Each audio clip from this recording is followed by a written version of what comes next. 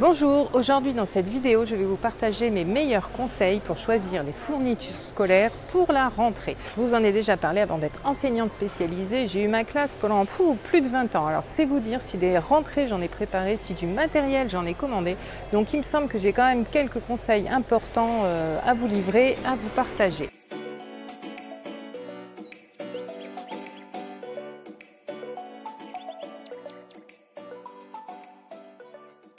On va voir la trousse. Alors les trousses d'ailleurs, où sont-elles, où sont-elles, où sont-elles? Là je n'en vois pas beaucoup, mais c'est pas grave, ça c'est pareil. Je vous ai pris l'autre jour des petites photos donc et des petits films.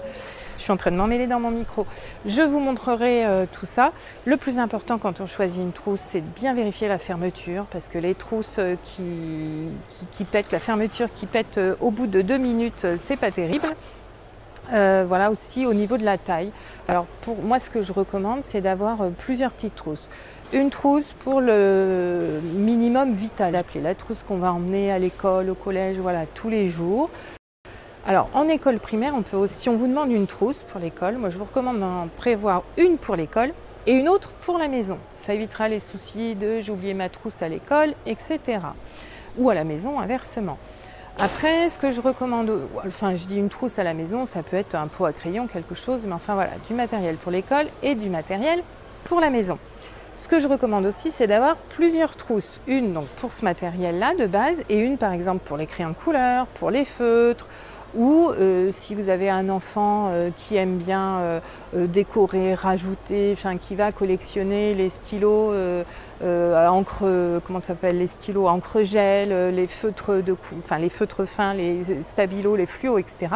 On évite de les mettre dans la même trousse parce que c'est toujours pareil. C'est quand il est en cours et qu'on va lui dire prenez votre stylo vert et qu'il va fouiller dans cette trousse pendant 3 heures, ça va vite agacer, il va vite être déconnecté de ce qui se passe. Donc on évite les distracteurs. Ça s'appelle comme ça, les distracteurs. Voilà. Donc on a vu la trousse, on va se diriger vers les stylos. Oh ben, on est au crayon, donc on va attaquer par les crayons. Ça aussi, je vous en ai déjà parlé, je vais me mettre de ce côté-là, voilà. Dans ma vidéo sur la géométrie, pensez bien à regarder, on va demander à mon caméraman qu'elle s'approche, merci. Voilà. On va demander, pardon, du coup je suis perdue. Pensez bien à regarder, voilà, ce sont des crayons HB, ça c'est important, parce que les 2B, là je n'en vois, si voilà, les 2B, ce sont des crayons très gras qui vont laisser des traces, alors que les 2H, au contraire, ce sont des crayons très fins, on va à peine voir le trait. Alors moi je trouve que les 2H c'est pas mal pour la géométrie, mais pour avoir aidé voilà, plusieurs jeunes à travailler cette année, en maths et en géométrie notamment, qu'est-ce qui se passe quand ils font leur trait? Ils aiment bien que ça se voit. Donc ils repassent 3 fois sur le trait. Alors j'ai beau leur expliquer qu'en géométrie c'est pas la peine, voilà, ils n'arrivent pas à faire autrement. Donc ce que je recommande, c'est les crayons HB. C'est pareil, hein, je parlais des promos. Quand vous avez trouvé un crayon qui vous va bien, là aussi, prenez de la qualité parce que sinon, dès que le crayon tombe, la mine se casse et après on passe son temps à tailler le crayon et au final, on n'a jamais un crayon avec une mine bien taillée. Donc prenez de la qualité et en début d'année, quand vous avez trouvé le matériel qui vous convient, n'hésitez pas à prendre des offres comme ça, des paquets promotionnels. Voilà pour les crayons. Alors les critériums, bah, c'est pas mal quand on n'appuie pas trop. Moi j'ai tendance à appuyer beaucoup quand j'écris, donc écrire avec un critérium, j'y arrive pas. Je casse la mine. Par contre, je trouve que pour les tracés de géométrie, ça fait des choses vraiment très propres. Voilà pour ça. On était avec les crayons, donc voilà, équerre, tout ça, je vous en parle pas. Je vous ai dit, allez voir ma vidéo sur la géométrie, les gommes peut-être. Les gommes et les tailles crayons, où sont-ils? Je ne les vois pas, je les ai vus tout à l'heure et là je ne les vois plus. Ah si, les voilà, voilà les gommes. Alors c'est pareil, hein, je vous ai dit tout à l'heure, prenez le temps de tester les cahiers, les feuilles. Prenez le temps de tester les gommes aussi. Hein. Moi j'aime beaucoup les Staedtler, je trouve que c'est vraiment celle qui gomme le mieux. Parce qu'il n'y a rien de pire qu'une gomme qui ne gomme rien du tout ou qui laisse des vieilles traces toutes noires. Donc il y en a pas mal. Il y en a des assez gadgets ou avec des petits embouts, etc. C'est mignon, c'est sympa. Si vous avez envie de faire plaisir à votre enfant, vous pouvez prendre ça pour la maison. Mais pour l'école, on prend vraiment, on va à l'efficace des gommes. Voilà, je pense que les Maped doivent être pas mal aussi. En tout cas, on teste, on vérifie qu'elles gomment bien. Voilà, pour les tailles-crayons, c'est pareil. Je pense que les gros tailles-crayons rigolos, ben, c'est sympa pour la maison, mais ça prend beaucoup de place. Ça va beaucoup amuser les copains et au moment de faire l'exercice, tout le monde va être à observer le taille-crayon, le dernier taille-crayon à la mode, au lieu de faire l'exercice. Donc ça, on le garde pour la maison. Des petits taille-crayons comme ça peut faire l'affaire, mais dans ce cas-là, n'oubliez pas de fournir une petite boîte pour mettre avec, pour pouvoir mettre les taillures. Vous savez que l'enfant n'en mette pas partout, ou que ce ne soit pas un prétexte pour aller à la poubelle 5 fois dans la matinée. Voilà, vous en avez d'ailleurs qui ont des petits réservoirs qui feront très bien l'affaire.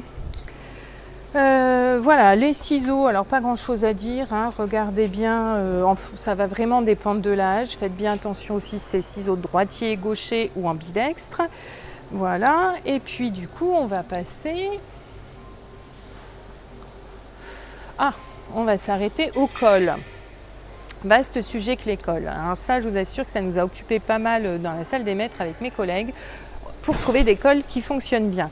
Parce que celles qui collent bien, les tubes UU, moi je trouve qu'elles collent très bien, mais elles s'usent très très vite.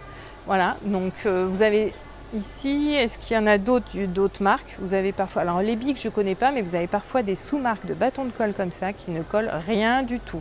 Donc là aussi, on vérifie, j'ai envie de dire, on prend de la marque, hein, ou en tout cas on teste ce qu'on prend pour être sûr que ça colle. Après vous avez des cols comme ça, là voilà, mais ça je pense que c'est pas forcément facile à utiliser. On peut en mettre un gros paquet ou alors ça peine à sortir, donc c'est pas le plus pratique à utiliser. Moi, vous l'aurez compris, je suis fan des bâtons de colle. Donc c'est pareil, le mieux c'est en début d'année, lorsqu'il y a les promos, on fait un stock et après on est tranquille. Voilà pour ça. On continue. Alors si votre enfant a besoin d'une nardoise Velleda, une ardoise blanche là, vous savez, c'est pareil, les feux de Velleda, les bas de gamme, moi j'ai fait l'erreur l'année dernière d'en commander pour ma classe, au bout d'une semaine il ne fonctionnait plus, hein. Donc cette année j'ai aussi pris de la marque là-dessus et j'ai pris un stock énorme, hein, parce que ça s'use très vite. Voilà pour ça. Et je pense qu'on va arriver au bout avec les stylos. Est-ce que j'aurais oublié quelque chose? Alors, pendant que je réfléchis, ça me fait penser, je vous rappelle de ne pas oublier de vous abonner à ma chaîne si vous voulez être tenu au courant des prochaines vidéos, hein, qui vont sortir à la rentrée sur tout ce qui concerne la rentrée, l'école, etc. Tout ce qui va aider nos enfants à réussir, à apprendre et à réussir. Voilà. Alors, voilà, je vous en parlais tout à l'heure, hein, tous ces feux de ces stylos. Alors ça, c'est pareil, c'est du gadget, c'est pour faire plaisir. Alors les plus grands, hein, peut-être voilà, fin de collège, lycée, on peut s'en servir pour faire des fiches, peut-être même les plus jeunes, des labooks, tout ça. Ça, je vous en ai parlé dans la vidéo aider son enfant à prendre une leçon. Je vous mets le lien ici. Donc ça peut être utile, voilà, pour faire des fiches, mais sinon à l'école, ça n'a pas vraiment grand intérêt. Donc après, au niveau des stylos, le choix va se faire, est-ce qu'on va prendre stylo plume, stylo feutre ou stylo bille? Alors, stylo plume, moi je trouve que c'est pas facile d'écrire avec un stylo plume. Déjà, il y a le problème de cartouche d'encre. Tiens, j'ai pas pensé à vous prendre une photo l'autre fois, mais justement, ce jeune de 6e dont je vous parle, l'autre soir, j'arrive chez lui, il en avait partout, plein les mains, finalement plein la bouche, partout. Donc là, je pense qu'il faut être vraiment minutieux, soigneux pour pouvoir gérer un stylo plume. Il ne faut pas avoir aussi une écriture trop appuyée. Moi, je trouve qu'il n'y a rien de mieux que les stylos billes. C'est pareil, on trouve des packs. Alors ici, il n'y en a pas trop, mais c'est pareil, je vous ai pris des photos. Des packs où il y a des gros packs en début d'année qui coûtent vraiment pas cher. Je pense que ça, c'est vraiment le mieux. Stylo bleu, éventuellement un stylo noir, on ne s'en sert pas trop. Stylo rouge, stylo vert. Et ça suffit au niveau des stylos. Il y a des nouveaux stylos aussi qui sont pas mal, qui s'effacent, hein. Ça, je trouve que c'est vraiment bien aussi parce que, bon, ça, c'est l'avantage du stylo plume, c'est l'effaceur. Après, pour réécrire dessus, voilà, c'est pas forcément très propre, mais les stylos qui s'effacent, moi, je trouve que ça, c'est pas mal. Donc, au niveau des stylos feutres, si vous choisissez un stylo feutre, regardez bien la taille de la mine.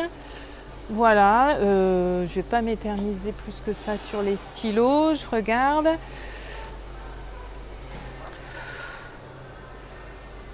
Oui, ça me fait penser. Alors là, il n'existe pas, si vos enfants ont tendance à mâchouiller leur stylo, il existe sur un site spécialisé, je vous mettrai le lien aussi dans la barre d'infos, des embouts. de mâchouillage qu'on peut mettre au bout des stylos, ça évite d'exploser voilà, les stylos, les crayons, etc. Alors stylo quelle couleur aussi? Très sympa, mais c'est comme l'histoire tout à l'heure des anneaux et de je ne sais plus quoi d'autre, je vous ai parlé. Attention au bruit, voilà. Ça peut permettre d'éviter de se pincer les doigts. Après, l'inconvénient, c'est que c'est un petit peu rigolo, un petit peu ludique. Ça fait du bruit.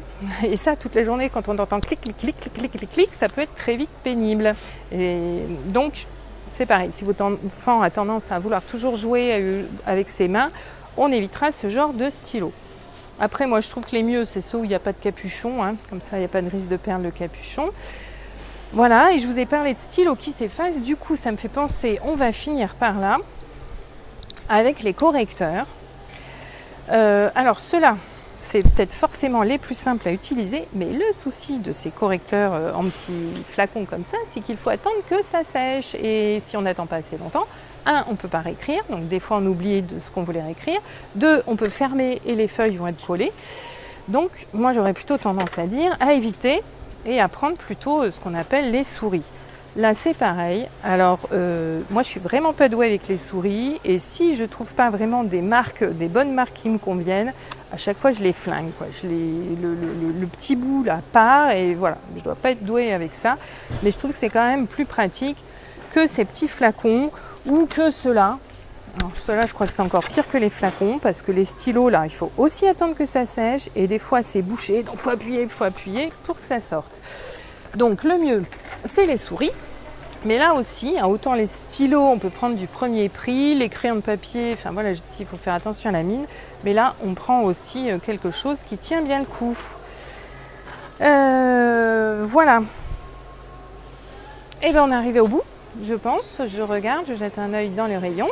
Je vous le redis, n'hésitez pas si vous avez des questions à me poser une question dans les commentaires. Vous pouvez aussi nous rejoindre sur le groupe Facebook où là on sera un peu plus entre nous en privé pour échanger sur des questions particulières ou sur la page Facebook de Cap Réussir avec un petit message via Messenger. Ce sera tout pour aujourd'hui, oui, je vais arrêter là pour aujourd'hui. Je vous souhaite un bel été. C'était la dernière vidéo de l'été. Là, je vais faire une petite pause d'1 mois, vacances oblige. Et je vous retrouve fin août. Je vous dis à très bientôt. Bye!